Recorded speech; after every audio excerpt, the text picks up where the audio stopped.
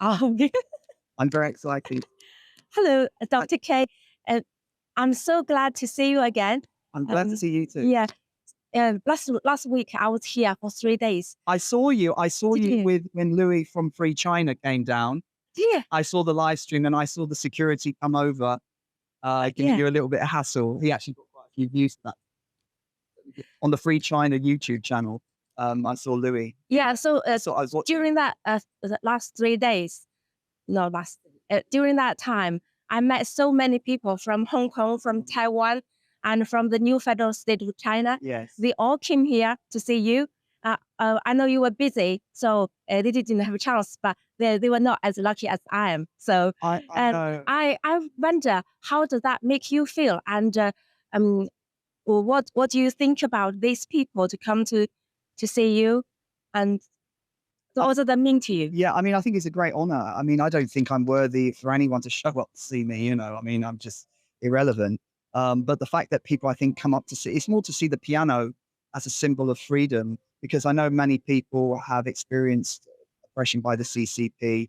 And I think it was just the incident at the piano with the little pinks was a kind of little metaphor for the repression that people have experienced with their families in China. And so I think the piano has become this symbol of defiance. It's somewhere where people can congregate, because where else in London would you meet unless you go outside the Chinese embassy or something? So it's a kind of neutral territory that people can use music and the arts to express their defiance against the CCP. So I want to get myself out of the picture. I don't feel I'm anything. It's more just what it symbolizes, really. Yeah. And so, I'm from the new federal state of Yes. China, and you still can talk to us. Yes, And of course. So why can you do that? Well, because I mean, I don't know much. I've been learning so much about Chinese politics really within the past 2 weeks. I'm a complete newbie when it comes to the CCP. And so I've learned a lot. I've particularly learned a lot from the Taiwanese and from other people who have emailed me about the history of China. So for me, anyone who opposes the CCP, I've got my thumbs up. I mean, I'm not a politician, so I don't know the ins and outs of your organization. I don't know the ins and outs of I'm not a politician. All I know is that I'm against authoritarianism, and I'm just against what I experienced at the piano. So for anyone who's opposing that kind of authoritarianism, I would naturally support it. Yeah, that's why I initially said. Absolutely. So, Yeah. So as I said, I don't know about your organization, but if you oppose the CCP, there must be something good about it. Yeah, we are actually enemy number one of Number one the enemy. CCP. Yeah. Okay, well, that's good. That's good to know. Yeah. That's good Yeah. to know. So our goal is to take down the CCP. So, Well, I yeah. think so. And I was listening to the question that Free China asked you, how are you going to beat down the CCP? And Yeah. the answer is a little bit at a time. A Yeah. little bit at a time. It's a huge goal. A journey of 1,000 miles starts with one step. Yeah. And so you chip away a little bit at a time. So, for example, the CCP are huge in propaganda, and the brainwashing of the little things. I've had quite a lot of abusive direct messages on Instagram from little pinks. And I was going to print, because some of them are really funny because they can't spell rude words and they spell them wrong. So instead of saying the F word, they say funk you, funk your mother. I've got a lot of those. Yeah. So I've got a lot of those. I'm tempted to reply to them saying you've got your English wrong, but I haven't. So I've had a couple of death threats, Oh. and I haven't publicized the emails because I don't want to worry my wife, but I think a lot of it is nonsense. But for me, the brainwashing of these little things is incredible. I didn't realize the young nationalists were so brainwashed. Yeah. Wow. I mean, that's a news to me, how they come up with their flags and they into this nationalism. I didn't understand that. And I'm shocked by it. Yeah. Well, that's what I'm going to say.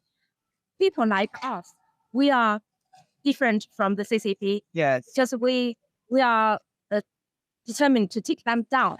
But for other people who work in a restaurant or in a factory, how do British people to tell, or the government to tell they are different from the CCP? Because the CCP hire a lot of people Yes. who are already working in different fields. I know. I mean, Yeah. I got an email during the week you know, there was a bit of controversy about the person in the background, whether it was Christine Lee or not. Yeah. It was another spy called, I can't remember her name. You probably know her name is Lu something. She's another CCP. She probably say it.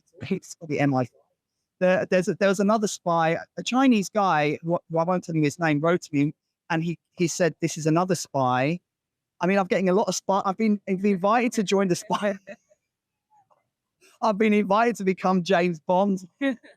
Right. So I've had more information about serious influences over here. Yeah. And I didn't realize how big it was. So it seems to me that China is playing the long game, that they want it's a long-term influence that they want to do. So they want to get involved with politicians who may become prime minister.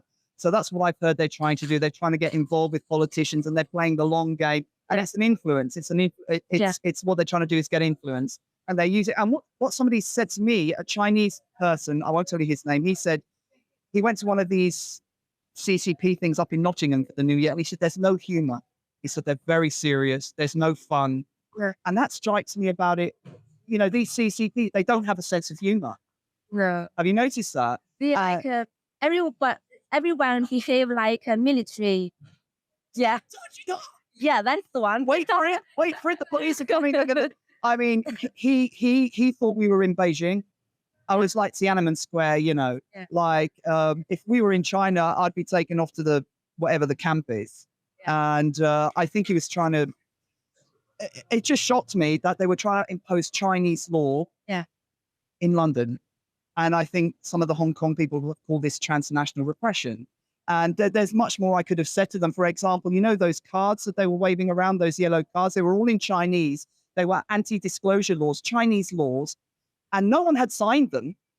No one had, and they were just waving around. So they came to London and they wanted to make the spot by the piano, a little Beijing. Yeah. And so this transnational repression, how they try and threaten the Chinese community, over how their reach is very far.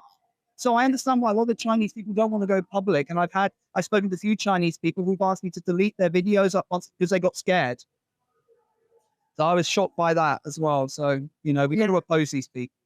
Oh, yeah. We love you for that, for your bravery. Thank you. I don't feel brave. I don't feel brave. I was just doing my thing, right? I don't feel brave. I was just doing my thing. I just stood up. I didn't realize when it happened, people just thought it was a misunderstanding of cultures. Okay. They thought, oh, it was just Chinese. We didn't understand it was a propaganda operation. But it's all come out, guys. It's a very interesting story. Hopefully somebody will make a film of it. Yes. To sell the rights. Come on, Hollywood. Get on with it. I see a big production coming, you know, live stream catches spy operation. You know, this is a Hollywood blockbuster. Right. And it could expose the CCP. Yes. Well, yeah. So Hollywood getting involved.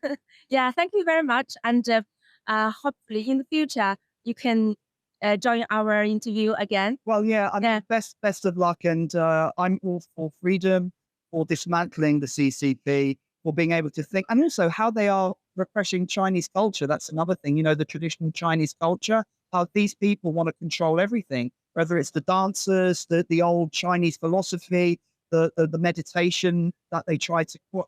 These people are control freaks and they're narcissists. They want to control, they want to micromanage the Chinese people. You can't, it's an anti-human system, right? True. It's an anti-human system, and music and the arts, which is where I'm coming from, threatens them because they can't control it. Like Name We from Taiwan has been banned.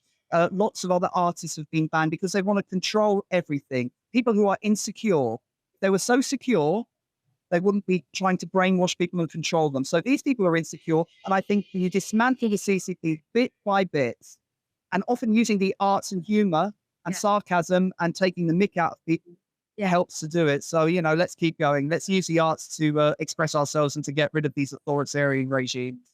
Thank you so much. God bless. Take care.